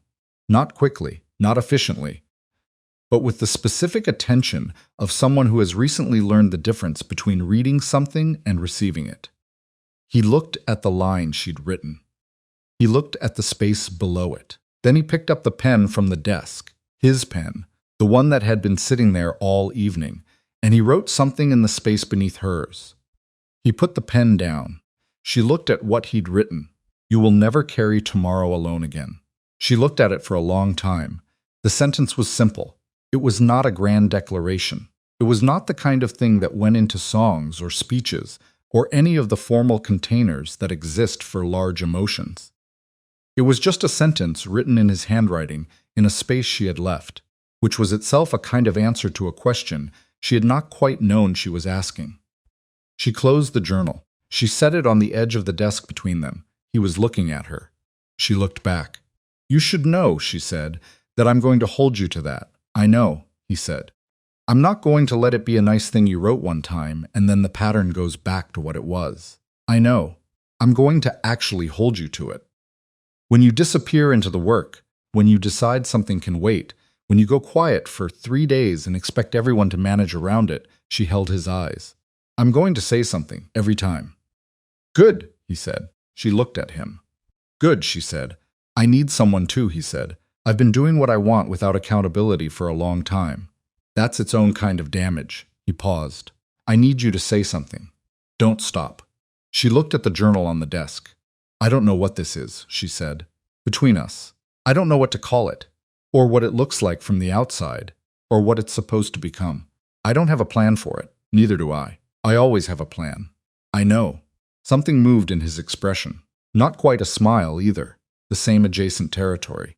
"It's uncomfortable not having one." "Extremely," she said. Yes, they looked at each other.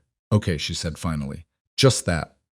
The word that was not a conclusion but a door left open. The same word she had said in the hospital when he'd said he was sorry, and it meant the same thing now.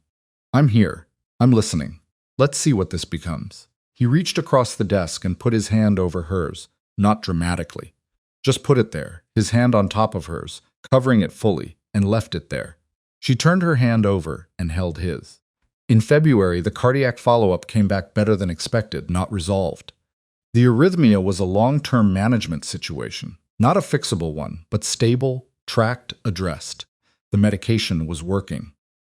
Her numbers were where they needed to be. She left the specialist's office on a cold Tuesday morning with the appointment card for March already in her wallet before she hit the sidewalk. She called Marco on the way home. "Tell me what we need for Friday," she said. "Nothing," he said. "I've got it. I know you've got it. I'm asking because I want to help, not because I'm worried you can't." A pause. Then with the particular gruffness of a man who is pleased, "Mushrooms, the good ones, not what the grocery delivers." "I'll get them tomorrow," she said. "And don't do the whole market. Come home after," she smiled. "I'll come home after." In March, Park's legal situation resolved through channels that did not require the Romano organization's public involvement. He was removed. He was gone. And the specific hole he had left in the financial structure was filled by 2 people instead of 1. With overlapping oversight, which was the architectural change Ethan had decided on and which Carver had implemented quietly and well. The Castellano alignment reopened in modified form. The terms were different, less favorable on 2 points, more favorable on 1. And the relationship was different, more cautious, with a layer of verified reporting that hadn't existed before. Ethan accepted all of this without complaint. He had sat across from Castellano in a room in the second week of February and said plainly that he had experienced a significant internal failure and had corrected it, and that the terms on offer were the terms he deserved to negotiate from at this particular moment, and that he expected the relationship to be worth more over time. Castellano had looked at him for a long moment. "You're different," Castellano had said. "Yes," Ethan said. "Is it permanent?" "I intend it to be." Castellano had nodded. The deal was done. But the jasmine bloomed in late March. It came in all at once the way jasmine does. One morning it was bare stems, and the next morning it was full and white, and the conservatory smelled like something that required no description, just presence. Vivian found out about the jasmine at 7 in the morning and was in the conservatory by 7:15. She stood in front of the south wall and looked at it. She had been waiting for this since her 3rd week in the house, and it was exactly what she had expected, which was the thing about some pleasures. The anticipation is accurate, and when the thing arrives, it is not diminished by having been expected. It is simply there, and you are there, and the 2 of you are finally in the same place at the same time. She heard him come in at 7:40. She had told him about the jasmine the night before, had said, almost in passing, the way she was learning to say things that mattered without making them into events. And he had come. He stood beside her and looked at the south wall. "It's strong," he said. "It always smells this way when it first opens." She looked at it. "It'll be more subtle next week." "I like it now," he said. "Me too." They stood in the morning light in the room where the worst of it had happened, where she had closed her eyes, and the world had gone away, and something had broken open that turned out to be necessary. The bench was solid under them when they sat down, both of them side by side, which was a thing that had become ordinary in the months between winter and this morning, in a way that neither of them had engineered exactly, that had simply grown in the space where two people decided, separately and together, to stop managing their distance. She leaned her shoulder against his. He didn't move away. After a while, he said, "Are you happy here?" She thought about it. Not because the answer was complicated, but because she had spent a long time not asking herself, and she wanted to give it the real consideration it deserved. "Yes," she said. Not perfectly, not simply, she paused. "But yes." He nodded. "Are you?" she said. He looked at the jasmine. "I'm learning what that means," he said. "I thought I knew. I had what I thought was the shape of it. What a man like me gets to have. What a man like me is allowed to want." He paused. "I was wrong about the shape. What's the shape now?" He looked at her. "This," he said. The word was quiet. It was not dressed up. It contained the conservatory, and the morning, and the jasmine, and the bench, and all the months that had brought them here through the wrong way around, through failure and correction, and the particular grace of a second chance that had not been deserved and had been given anyway. She looked at him, and he looked at her. She opened the journal. She had brought it without thinking, had picked it up from the nightstand out of habit. The journal she now wrote indifferently than she used to, not records of other people. Her own days, her own appointments kept, her own mornings in the kitchen, her own walks, her own thoughts that belonged to her. She looked at the last page, the two lines his beneath hers. She put her hand on the page. She closed the journal, not as an ending, as a completion, the specific quality of closure that does not seal a thing off, but simply marks that it has become what it was going to become, that the unfinished sentence has been finished, that the appointment has been kept. Ethan Romano would remain what he was. The organization would continue, restructured, and more careful with the specific texture of something rebuilt by a man who understands what he almost lost. He would still sit across tables from difficult men and make decisions that the gentler world never needed to know about. He would still be the thing he had been built into. Because some structures don't dissolve, they only change their purpose. And the purpose of his had shifted toward something he was still finding language for. But he would come home. He would sit in the conservatory in the morning, and the study in the evening, and the kitchen, on the days when Marco led him near the stove without complaint. He would know every birthday in the household binder, and the specific names of the things that mattered to the people around him. He would attend the follow-up appointments. Not her cardiac ones, those belonged to her and her doctor, but the ones she told him about. The small medical bureaucracies of keeping a life in order, she told him, and he listened and he remembered. He had a long way still to go. He knew that. There were habits of years, decades, that did not restructure themselves because a man decided to be different. There were mornings when the work closed around him and the old shape reasserted itself, and Vivian said his name from across a room in a specific way that meant, "You went somewhere." He came back, every time. Not perfectly, not without effort. But he came back. And she was not and would never be the woman she had been in those 14 months. The one who managed everything and asked for nothing, and ran herself to the floor in a conservatory alone. She was learning a harder thing, which was to need, to say when she was tired, to cancel what needed to be canceled and attend what needed attending, to her own body, her own time, her own rest. She was not naturally good at it. She would probably never be naturally good at it, but she had written it in the journal, and she meant it, and she held herself to it. And on the days when she forgot, Ethan was there in the specific way he had learned to be there. Not managing, not solving, just present, which was the thing she had needed from the beginning, and which had taken both of them too long and too much to find. The jasmine moved slightly in the air from the ventilation. The morning light shifted through the glass. She turned her head and looked at him. He was already looking at her. "Come on," she said. "Marco needs the mushrooms by tomorrow." She stood up. He stood up. She picked up the journal, and he held the conservatory door open, and they walked out of the room together and down the corridor and into the rest of the day, which was ordinary and imperfect in theirs.